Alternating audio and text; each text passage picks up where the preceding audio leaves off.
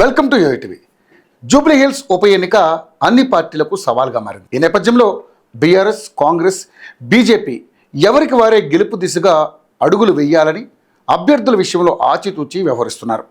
కాగా బీఆర్ఎస్ అభ్యర్థి ప్రకటించిన వేళ కాంగ్రెస్ కూడా ఒక అడుగు ముందుకేసి అభ్యర్థి ఎవరు అన్నదానిపై ఒక క్లారిటీ ఇచ్చే క్రమంలో ఉన్నారు.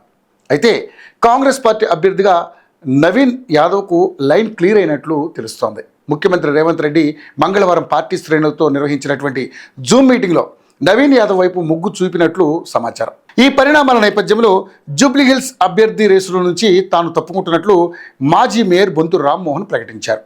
కాంగ్రెస్ హైకమాండ్ నిర్ణయానికి అనుగుణంగా అభ్యర్థిని ఎంచుకోవాలని, పార్టీ గెలుపు కోసం తాను పూర్తి మద్దతు ఇస్తానని బొంతు రామ్మోహన్ స్పష్టం చేశారు. ఈ సమావేశంలో కాంగ్రెస్ తెలంగాణ రాష్ట్ర వ్యవహారాల ఇన్ఛార్జి మీనాక్షి నటరాజన్, ఏఐసిసి కార్యదర్శులు, టీపీసీసీ అధ్యక్షుడు మహేష్ కుమార్ గౌడ్ పాల్గొన్నారు. ఈ ఉప ఎన్నికకు సంబంధించి సర్వే నివేదికలు, అభ్యర్థుల సామాజిక నేపథ్యాలపై జూమ్ సమావేశంలో విస్తృత చర్చ జరిగింది.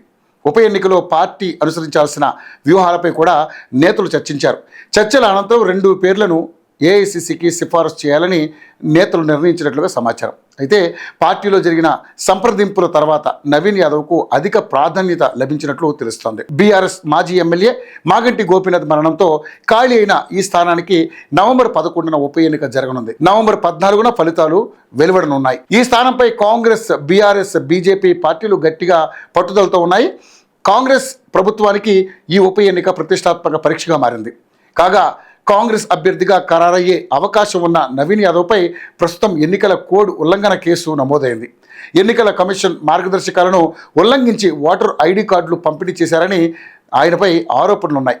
ముఖ్యంగా ఎన్నికల కోడ్ అమల్లో ఉన్న సమయంలోనే ఈ ఘటన జరిగింది. పోలీసులు ఈ సంఘటనపై క్రిమినల్ కేసు నమోదు చేశారు. ఈ కేసు అంశం ఉప ఎన్నికలో కాంగ్రెస్ పార్టీకి కొంత సవాలుగా మారవచ్చునని రాజకీయ వర్గాలు అంచనా వేస్తున్నాయి.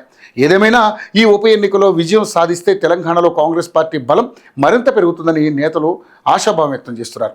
ముఖ్యమంత్రి రేవంత్ రెడ్డి నివాసంలో మంగళవారం బీసీ రిజర్వేషన్ల అంశంపై కీలక సమావేశం జరిగింది.